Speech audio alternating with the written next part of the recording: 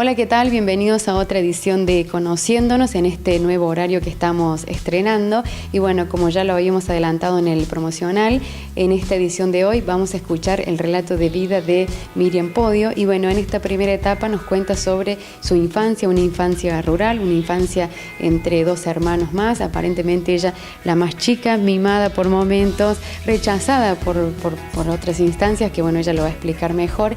Y se refiere también a su papá, muy emocionada. La verdad que esta primera parte de la nota es para llorar, es para emocionarse, así que preparen pañuelos y vamos a escuchar a Miriam Podio.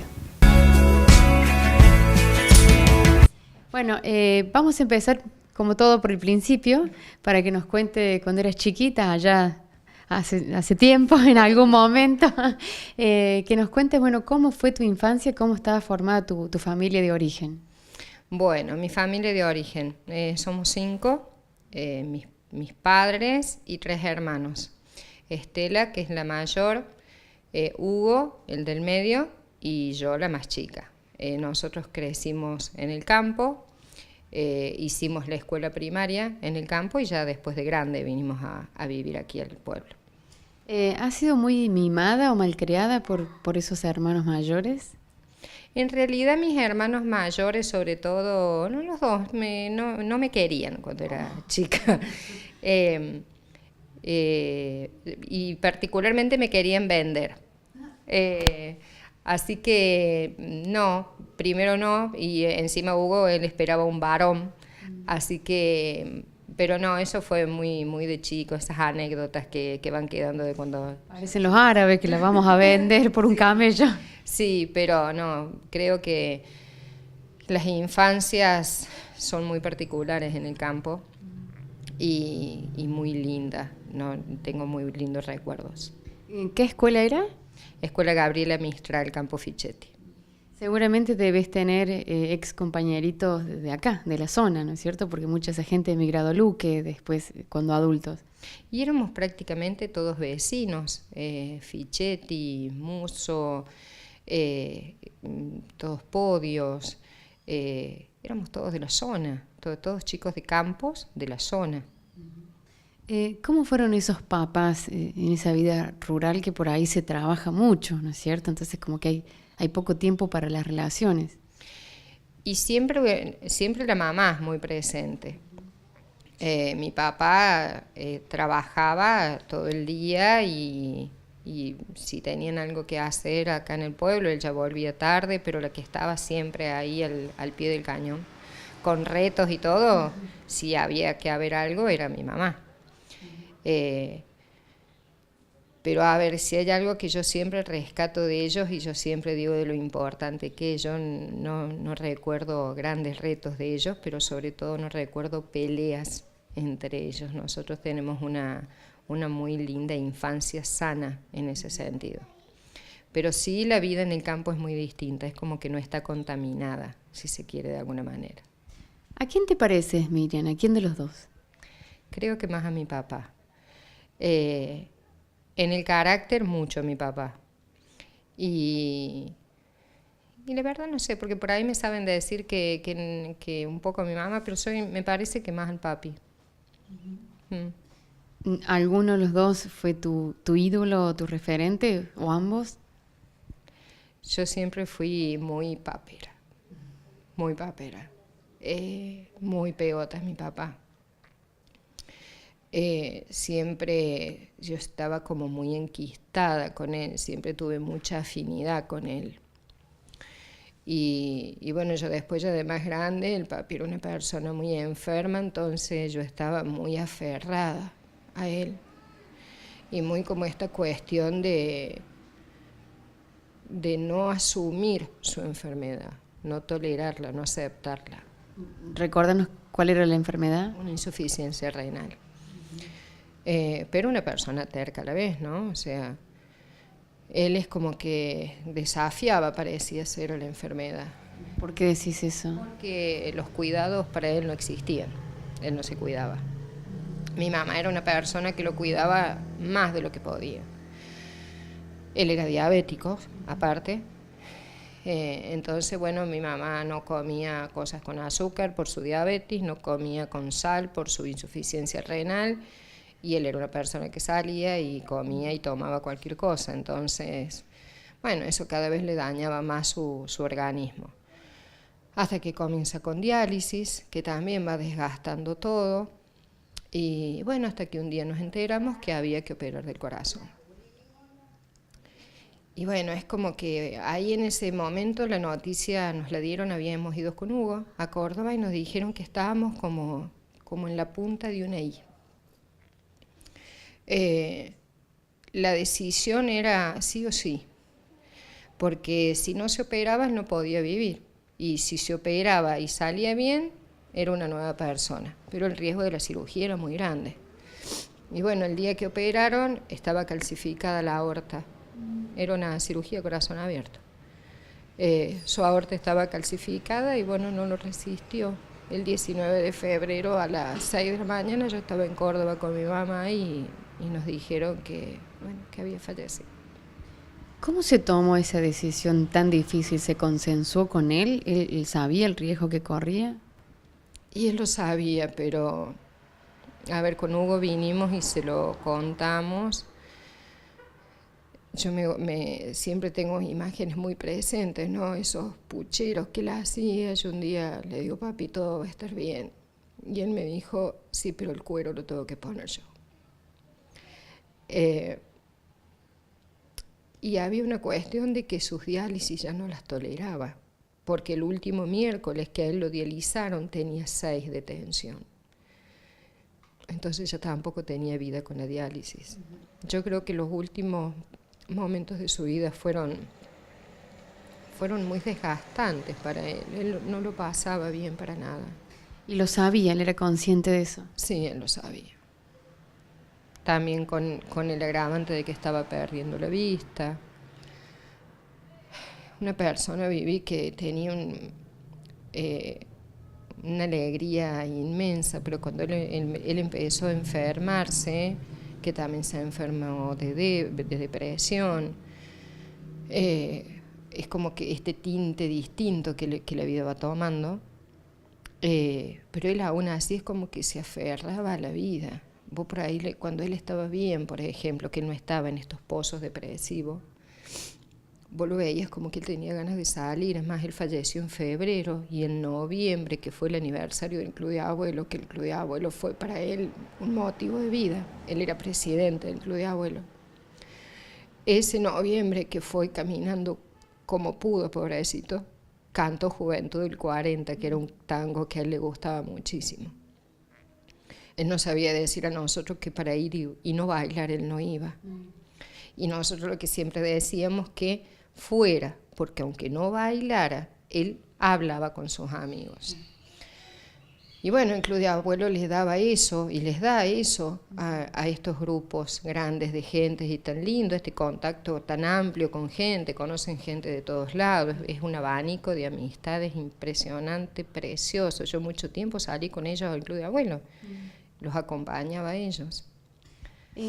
¿Cuáles fueron? Porque me imagino que te quedaron lindos recuerdos de él, ¿no? Porque uno habla del desgaste de este último tiempo, que a lo mejor por ahí te queda en la memoria los últimos años. Pero, ¿qué recuerdos lindos te quedan con él? Muchísimos. Las ganas de vivir, la alegría. A pesar de que su muerte en mí marca un antes y un después, ¿no?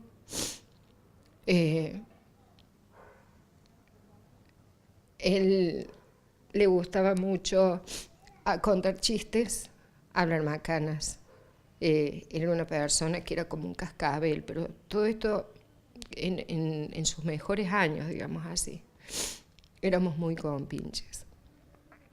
Yo creo que nosotros dos nos mirábamos y ya sabíamos lo que necesitábamos cada uno. ¿Era la preferida de tu papá de alguna forma? No sé si era la preferida, dicen que no hay hijos preferidos.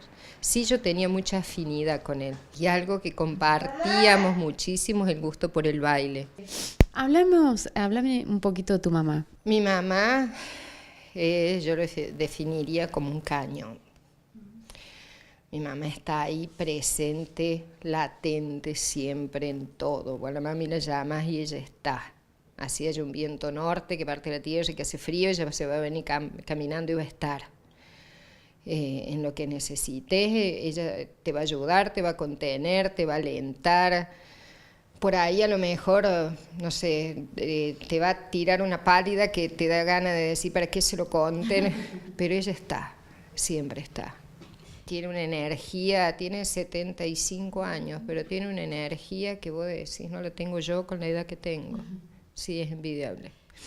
Cuando tu papá entra en este trance, en este mal momento de estas enfermedades que aparecen varias, ¿cómo era la situación con los hermanos? O sea, ¿había cierta tirantez por esto de que el papá no se quiere cuidar? ¿Cómo se lo decimos? ¿Se lo decís vos? ¿Se lo digo yo? Que está un poco terco, un poco testarudo. ¿Quién le ajusta las tuercas?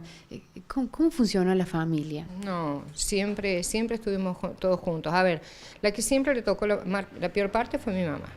Porque nosotros podemos ir, venir, opinar, pero el que está 24 horas, la peor parte la llevó ella, la que no dormía de noche, la que comía a lo mejor mal, la que aguantaba las malas caras, la que toleraba las malas caras de él, era ella. Y con mis hermanos, yo como era la obsesiva con él, era la que sacaba el turno, la que lo llevaba, lo traía, y Hugo, que es el que manejaba en Córdoba, entonces yo sacaba un turno y yo sabía que disponía con el auto y Hugo para que nos llevara, o sea, pero siempre un engranaje que funcionábamos todos al mismo tiempo, nunca hubo una rivalidad o alguien que diera la contra, no.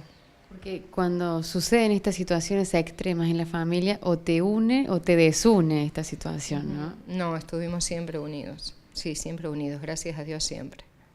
Miriam, volvamos un poquito, nos quedamos cuando eras chica, estabas en la escuela de campo, ¿ya querías ser maestra en ese entonces? Sí, porque yo me traía los pedacitos de tiza de la escuela y yo jugaba en la puerta del galpón, de la cochera o lo que fuera, en un pedazo de chapa que yo encontrara, jugaba y bueno, hacía números o letras o lo que supiera hacer en el momento y... Bueno, mis maestras de chiquita fueron Lucy Marro de Miretti, después Graciela Anzuinelli di Bettini y en el último año Adriana Guibaudo. Y yo mis primeras correcciones los hacía sobre las correcciones de mis primeras maestras. Yo corregía sobre las correcciones de ellas. Siempre jugué a la maestra, siempre. Y bueno, de ahí que cuando termino la escuela primaria en el campo, me voy al internado del Colegio de las Monjas a Villa del Rosario, porque mis padres vivían en el campo todavía, y yo quería ser maestra. Pero lo bueno es que te dieron la posibilidad de estudiar. No sé si económicamente tendrían los recursos, pero te dieron la posibilidad de hacerlo. Y económicamente se sacrificaron bastante para poder hacerlo. Pero yo, por ejemplo, elegí Villa porque ya era con orientación docente. Y acá en Luque estaba solamente el instituto, que era contable, y a mí no me gustaba contabilidad. Entonces, bueno, me fui a Villa. Miriam, ¿cómo fue estudiar interna, estudiar pupila? Que hoy en día a la adolescencia le cuesta muchísimo. Yo creo que ya nadie lo haría. Y bueno, tiene sus pros y sus contras. Imagínate que nosotros en esa época veníamos del campo al pueblo, generalmente todos los días domingos, estábamos en la casa de mi abuela, no nos despegábamos del lado de mi mamá o de mi papá, y de golpe Villa del Rosario, interno. Éramos 40 chicas, como para que te ubiques, era un régimen militar, realmente eso era un salón donde había 40 camas, una al lado del otro. Cada cama tenía su placar y todos reflectores, uno arriba de cada cama. O sea que a las 7 de la mañana nos prendían los 40 reflectores, eso que eran los tubos fluorescentes. 7 de la mañana nos levantábamos porque a las 8 ya entrábamos al secundario y ahí desayunábamos y todo. Nuestra rutina diaria, porque era un colegio religioso, entonces entrábamos, rezábamos cuando nos despertábamos, rezábamos antes de entrar al secundario, antes de almorzar, antes de merendar, antes de cenar, misa todos los días, antes de acostarnos, rosario una vez a la semana, y no podíamos faltar a misa. Si nos sentábamos a almorzar, por ejemplo, teníamos que estar así sentaditas, quietitas. Las monjas eran terribles. Y bueno, Ya si no se aprobaba así con tanto rezo. bueno, pero mi objetivo, mi meta era clara, yo quería la docencia. Y bueno, pero sí, el primer año me costó muchísimo. ¿Extrañaba? Sí, horrores. Sí, el primer año fue terrible. Encima yo en la primera semana, solamente los días miércoles nos permitían el día de visita. Ese primer miércoles yo esperaba a mi papá y mi mamá. No pudieron ir porque mi papá se enfermó. No, terrible.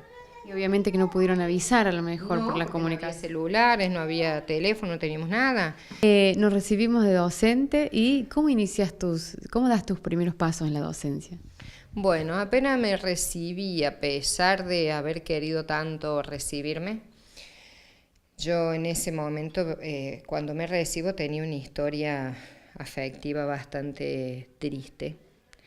Recién terminaba una relación, así que estaba bastante mal anímicamente y me quería ir a Villa Regina.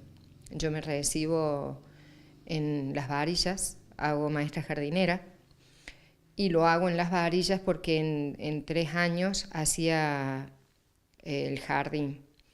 Entonces nos daban el pase directo a Villa Regina como titulares.